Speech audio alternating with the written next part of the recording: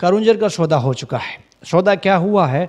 हुक्म मिल चुका है कि हमें ये काम करना है, जाएं इंतज़ाम करें। आपने शायद नोट नहीं किया, सिंध हुकूमत 2 दिन से बड़ी फुर्तियां दिखा रही है, क्योंकि पाकिस्तान पीपल्स पार्टी के लोग इस्लामाबाद में जाकर साइन करके आए हैं।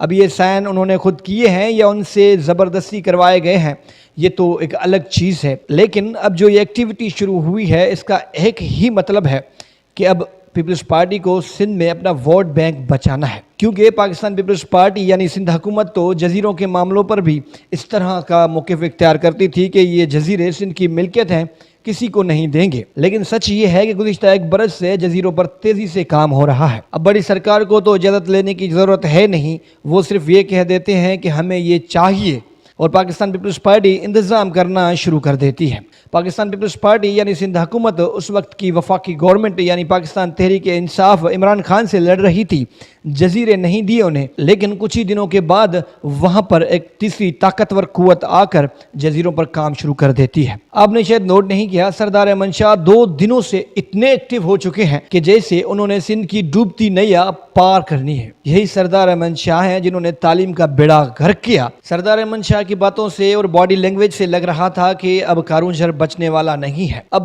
सिंध के लोग अगर एहतजाज करेंगे तो सिंध हुकूमत पुलिस के जरिए, रेंजर्स के जरिए और दीगर इदारों के जरिए उन्हें खामोश करवाएगी। सिंध के लोगों ने जजीरों के मामलों पर एहतजाज किया, लेकिन उस एहतजाज का एक्शन लेने वाली कुव्वतें, नोटिस लेने वाली कुव्वतें उन्हीं कुव्वतों से मिली हुई थी जिन्होंने काम शुरू किया था। इसलिए उस एहतजाज का कोई फ़ायदा हुआ ही नहीं। हाँ, ये फ़ायदा ज़रूर हुआ कि लोगों को पता चल गया कि हमारे जजीरे भी थे जिन पर फ़िलहाल कुव्वत ने कब्ज़ा कर लिया। अब सिंध हुकूमत ने खारसर पर माइनिंग की इजाज़त दी है, यानी उन्हें कोई प्रॉब्लम नहीं है। सिंध हुकूमत को लगता है कि ये खारसर मेदनियात यानी कौमी विरसा है ही नहीं।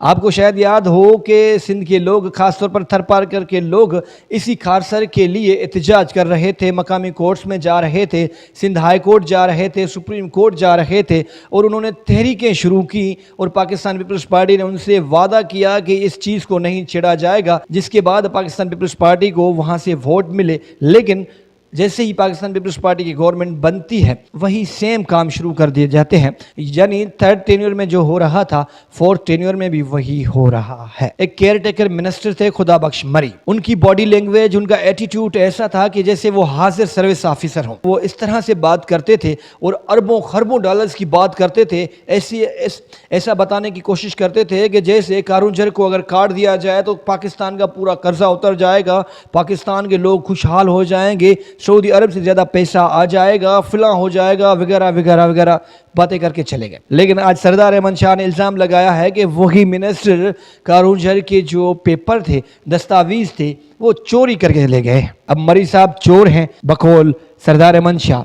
अब मरी साहब को जवाब देना पड़ेगा कि आपने जो इतनी बड़ी बातें की, जिन कुव्वतों के कहने पर आपने बातें की और आप दस्तावेज चोरी करके गए, वो क्यों गए, वो कहाँ हैं? अगर सरदार अहमद शाह सच बोल रहे हैं तो उन्हें कोर्ट में जाना चाहिए, FIA में कंप्लेंट करनी चाहिए और सुप्रीम कोर्ट में जाके पिटीशन दायर करनी चाहिए कि ये मरी साहब जो हैं ये चोर हैं, इनके खिलाफ एक्शन होना चाहिए, क्योंकि इन्होंने सिंध के सबसे बड़े एसेट के दस्तावेज चोरी करके किसी और कुव्वत को दी है और उसके बाद उन्होंने काम शुरू कर दिया है। अब पाकिस्तान पीपल्स पार्टी करती ये है कि एक तरफ वहाँ जाकर बड़ी कुव्वतों के साथ सौदेबाजी करके आती है, साइन करके आती है, एग्रीमेंट करके आती है, लेकिन यहाँ भी उन्हें वोट लेने होते हैं, इसलिए यहाँ मासूम बन के बैठ जाते हैं। अब सिंध कैबिनेट अगर खारसर की मंजूरी दे रही है तो उसके बाद सरदार शाह और शर्जील इनाम मेमन की प्रेस कॉन्फ्रेंस का क्या फ़ायदा? ये तो वही बात हुई कि भाई आप लेफ़्ट साइड से काट सकते हैं, राइट साइड से जो है वो मसला हो रहा है, लोगों को प्रॉब्लम होगी। सामने से काट सकते हैं,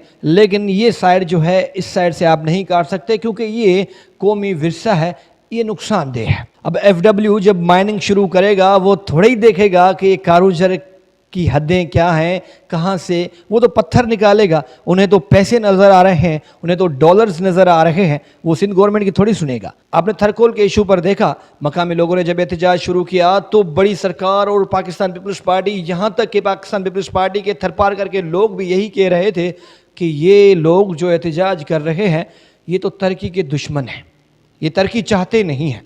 अब थरकोल ब्लॉक 1, 2, 3 फिलान ढिमका सब बन गए, लेकिन کیا تھر کے لوگوں کو بجلی مفت مل رہی ہے؟ کیا تھر کے لوگوں کو روزگار مل رہا ہے؟ کیا تھر کے لوگوں کو وہ رائلٹی فنڈز مل رہے ہیں؟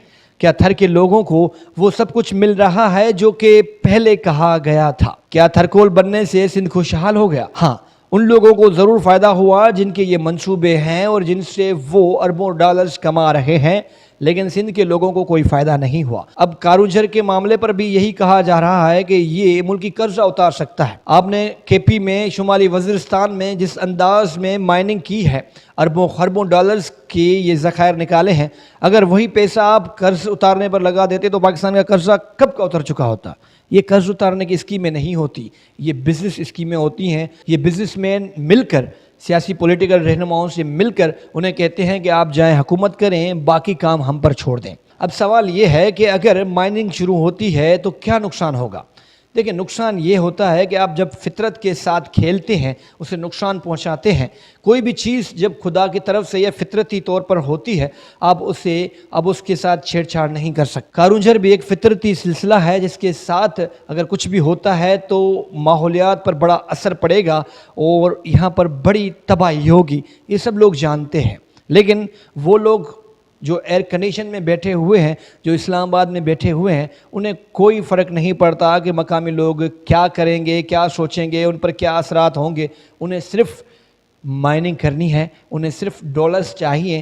کل کو اگر کوئی ایشو ہوگا تو لوگ سندھ حکومت یعنی پاکستان پیپلز پارٹی کے رہنماؤں، یہ شرجیل انعام میمن، مراد علی شاہ، یہ بلاول بھٹو زرداری کے گریبان میں پکڑیں گے، ان پر تو کوئی انگلی اٹھے گی نہیں۔